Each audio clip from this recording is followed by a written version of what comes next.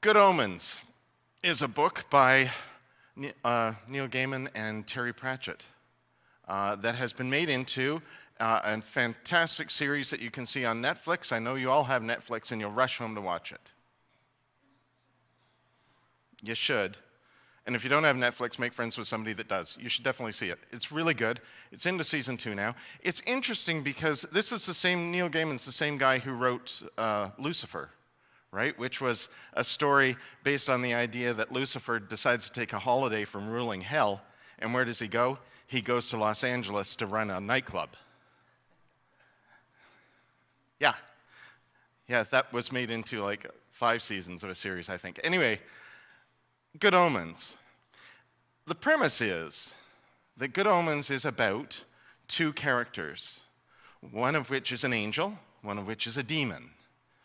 And they've known each other a very long time, since the beginning, in fact, as it were. And they find themselves on Earth, and they've lived on Earth for quite some time, and they like it. And they're friends. And they don't let the fact that one of them's an angel and one of them's a demon get in the way.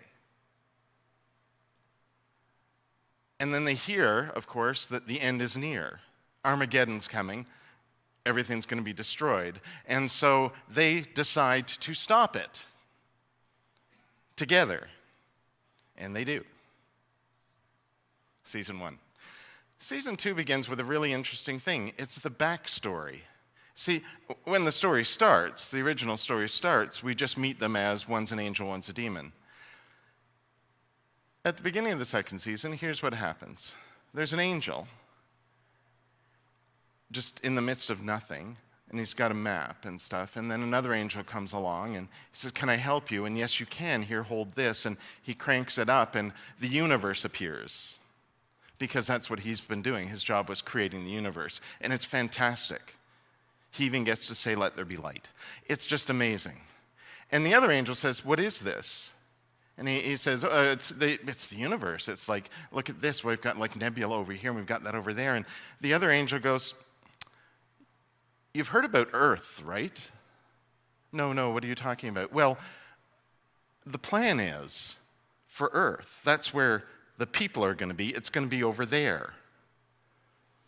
"What are you talking about?" says the other angel. "I spent all this time creating this universe." Like, that's the worst place to put that because they won't have a good view of anything. They'll just see, like, it'll be like stars, like sparkly things in the sky. "Oh, well," said the other angel, it's the Almighty has decided. And well, didn't anyone have a conversation with him about this?" "Well, no, it's the Almighty. That wouldn't be appropriate." "Oh, well, and it's only going to be for 6,000 years anyway." That's very soon, by the way, in case you're worried. But it's only going to be for 6,000 years, and then it'll all be gone. "What do you mean? Like, I spent all this time creating the universe, this vastness of space, all of this great stuff, and it's only going to last for 6,000 years? What a waste. That's terrible. Somebody should say something." "Oh," says the other angel, "I don't know if that's appropriate." "Well, didn't anybody ask any questions about this?" "Well, no, it wouldn't be appropriate." "Well, maybe I'll just put something in the suggestion box." "The what?" says the other angel. "The suggestion box? Oh, I don't think there's one of those. Why would you make suggestions? The Almighty has decided." "Well, maybe I'll just go and ask about it then." "Oh, I don't think that would be appropriate." And of course, the other angel says something like, "Well, how much trouble could I get into just for asking a couple of questions?" And the next time we meet them, the one's an angel with white robes and big white wings, and the other one's all in black with black wings and a very demonic-looking countenance because, yes, he asked questions. That's the history of church. That's the history of religions. We literally demonize people who ask questions. This is how it is, and as long as y'all do as you're told, you'll get where you're supposed to be going. From the very beginning, that's how we handled that. It's a very clever story, by the way. If you haven't read the book, you should definitely see the show. It's very much worth seeing. It's very entertaining. But it's an excellent premise. Because you can see how it's the same with the Lucifer thing. You can see how he's playing off historical understanding of things. Sure, we ask a lot more questions today, some of us. But there are still traditions where it's not okay to ask questions. And if you do have questions, I have the answer. And that is how it is. Some people actually like that. They must, because it works still. But for people who have questions and want to wonder about things, it's a little bit trickier, isn't it? Because quite often the very fact that you're asking questions or wondering about something will elicit the response of, oh, well, it's not really appropriate to ask that kind of question because this is what we do. This is how it is. That is never more true than when someone starts to ask questions about Jesus. And the scripture passage we heard this morning should raise a pile of questions, starting with, who is that, and why are they pretending to be Jesus? Because if Jesus, I call it the stained glass Jesus, if Jesus is that solemn, always right, always righteous, always perfect character that we so often portray in stained glass windows. Anybody ever seen a stained glass window where Jesus is smiling? It took me half an hour on Google to find it. And then it turned out to be fake. It was just a picture. It wasn't actually a real stained glass window. Because that's how we portray Jesus. Invariably, he's either looking up solemnly or looking down solemnly. This is a popular position, right? It's got the hand up with the fingers. Right? That's how we portray Jesus. His face invariably looks very similar, although more recently we've started to see something a little bit different. Because that's Jesus. Well, if that's Jesus, then who's this? Because this character isn't being particularly loving at all. This character is being downright mean, not to mention exclusive. So we have a few options here.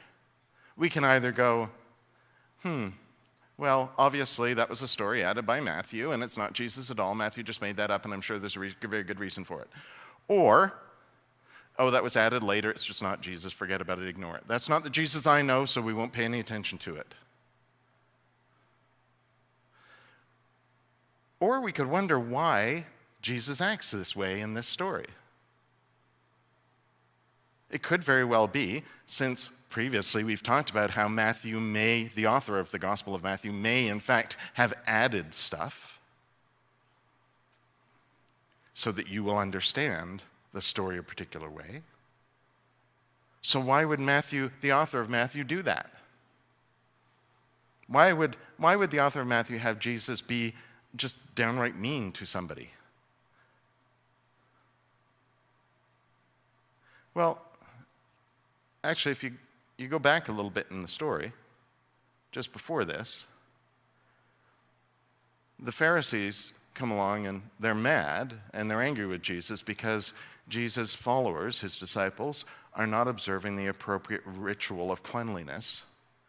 And so they give Jesus a hard time about this. And Jesus' response is to say something along the lines of,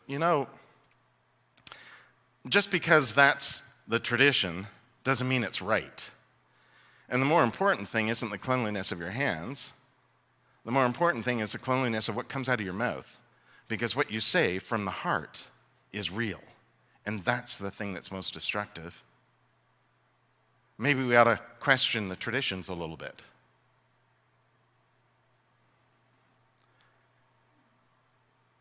And then Matthew follows that up with a story about how Jesus does that. Because in case you've forgotten Hebrew scripture, Canaanites are the traditional enemies of the Jews. They are hated just as much, if not more, than Samaritans.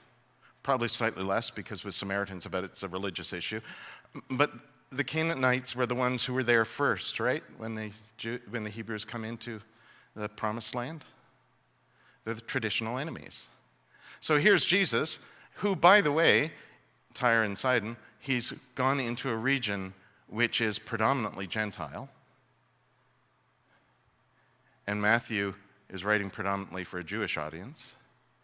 He's gone into this area, and he's being confronted by this Canaanite woman who appears to address him as who she thinks he is, which is Lord, Master.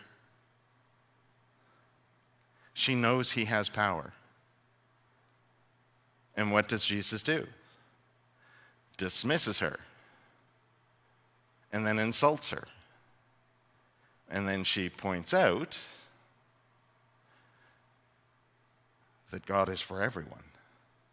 And it's okay then. So maybe Matthew's telling this story to point out that even though traditionally Canaanites are our enemy, maybe they're not. Maybe God's love is for everyone. And here's a story about how Jesus demonstrates that for you. By learning that they're not the enemy, that everyone is worthy of God's love. Or maybe it actually did just happen this way. Maybe it did actually just happen this way, but Jesus is the one who learns. Oh, suddenly we're questioning the stained glass Jesus, are we? Yes, we are. What if Jesus, in his very humanity, actually reacts this way?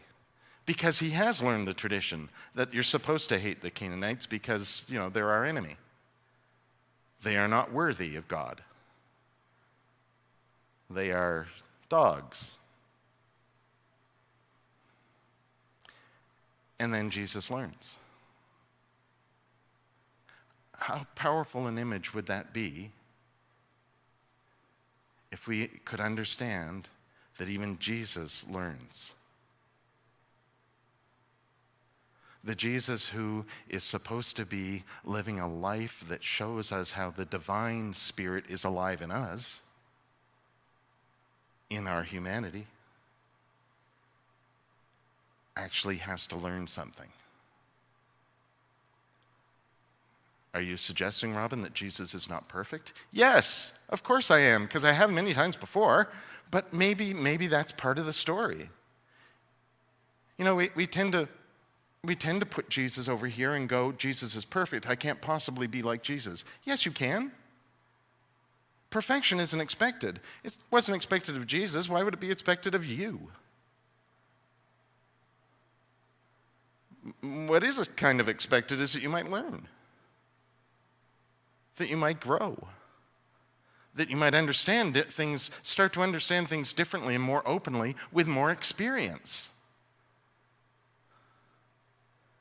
Jesus encounters someone who challenges his openness and inclusivity.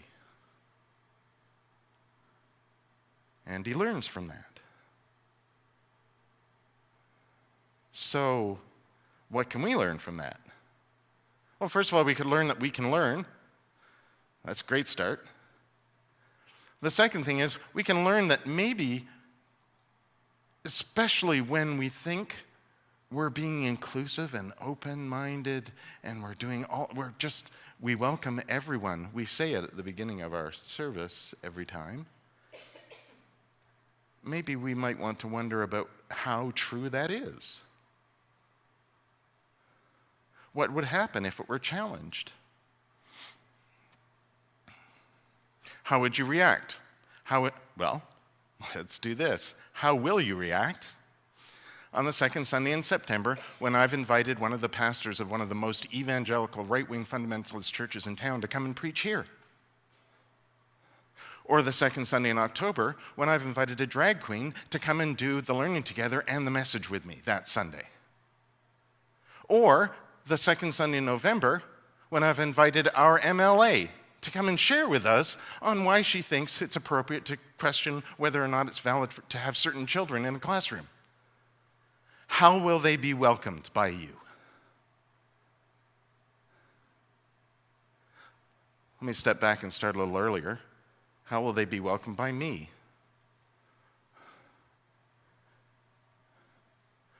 We say we welcome everyone.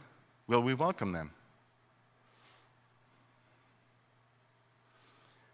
You can relax. I haven't actually invited those people yet. And when I do, I'm not going to announce it too far in advance. It'll be a surprise. We're a little on edge now.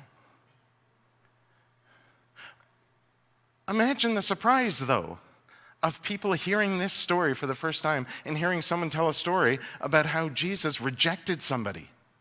Jesus rejected somebody.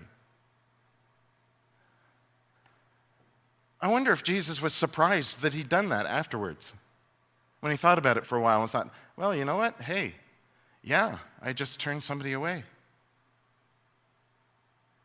But she taught me a lesson. That's a powerful lesson. The Canaanite woman in this story is truly powerful,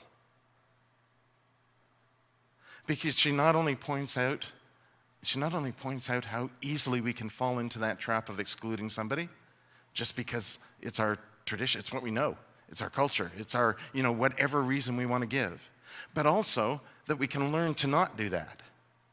And once we have learned not to do that, will we check ourselves on a regular basis to make sure we're still doing it? That we are truly being open and welcoming.